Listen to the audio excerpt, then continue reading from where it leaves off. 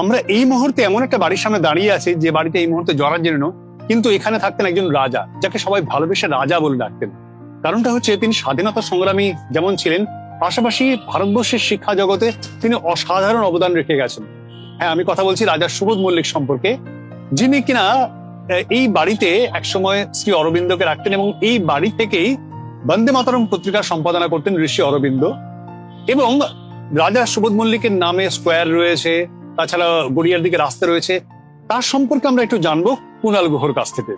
আচ্ছা কুণালদা, রাজা সুবোধ মল্লিক সত্যি সত্যি রাজা ছিলেন? সুবোধ মল্লিক রাজা ছিলেন না, কিন্তু সুবোধ মল্লিককে মানুষ ভালোবেসে রাজা করেছিলেন। কেন? একটুখানি যদি আগে বলতে হয়, সুবোধ মল্লিকের যারা ছিল, সুবোধ মল্লিকের বাড়ির ব্যবসা ছিল জাহাজের ব্যবসা, ড্রাই ডকের ব্যবসা ছিল।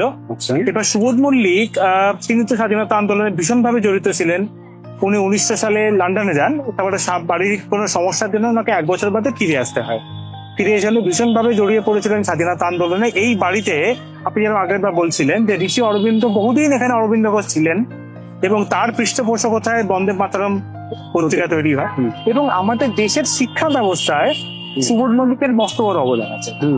ন্যাশনাল কলেজ যেটা ছিল সেই সময় 1906 সালে সুবোধ মল্লিক ন্যাশনাল কলেজকে 1 লক্ষ টাকা দান দিয়েছিলেন।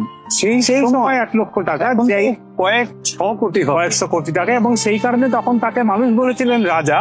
সেই ন্যাশনাল কলেজ আজকের দিনে যাদবপুর ইউনিভার্সিটি, এবং তার সামনে যে রাস্তাটা সেটার নাম রাজা সুবোধ মল্লিক রোড, ওনার নামে। সেটা গড়িয়া পর্যন্ত গিয়েছে। এই রাস্তাটার নাম রাজা সুবোধ মল্লিক রোড এই মানুষটার নামেই। এবং আমরা যে ওনার বাড়ির সামনে দাঁড়িয়ে আছি, এই বাড়ির উল্টো দিকে যে একটা বড় মাঠ আছে সেটার নাম সুবোধ মল্লিক স্কোয়ার। সুবোধ মল্লিকের স্বাধীনতা আন্দোলনে যেরকম প্রচুর অবদান আছে, একটা ঘটনা বলি যে 1908 সালে যে আলিপুর বোম মামলা যেটা হয়েছিল, সেখানে কিন্তু সুবোধ মল্লিকও অ্যারেস্টেড হয়েছিলেন, মানে বারিন ঘোষের সঙ্গে। উনি প্রায় 14 মাস জেলে ছিলেন। তারপরে উনি ফিরে আসেন এবং খুব সামান্য মাত্র 41 বছর বয়সে সুবোধ মল্লিক মারা যান।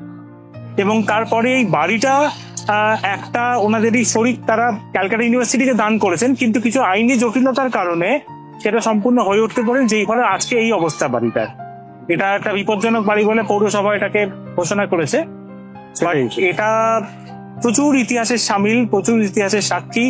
এই বাড়িতে প্রচুর বড় বড় লোক এসছেন। রবীন্দ্রনাথ ঠাকুর একাধিকবার এখানে এসছেন, লালা লাজপত রায়, বিপিন চন্দ্র পাল থেকে শুরু করে যার আমি নাম বলবো, অরবিন্দ ঘোষ এখানে ছিলেনই, ওনার ভাই বারিন ঘোষ বহুবার এখানে এসছেন। এটার ঐতিহাসিক বাড়ি, কিন্তু আমরা না এই ইতিহাসটা ভুলে গেছি। আমরা সেই হারানো ইতিহাসের সেই সমস্ত অলিন্দগুলোকেই খুঁজে বার করার চেষ্টা করছি আজকের এই অনুষ্ঠান।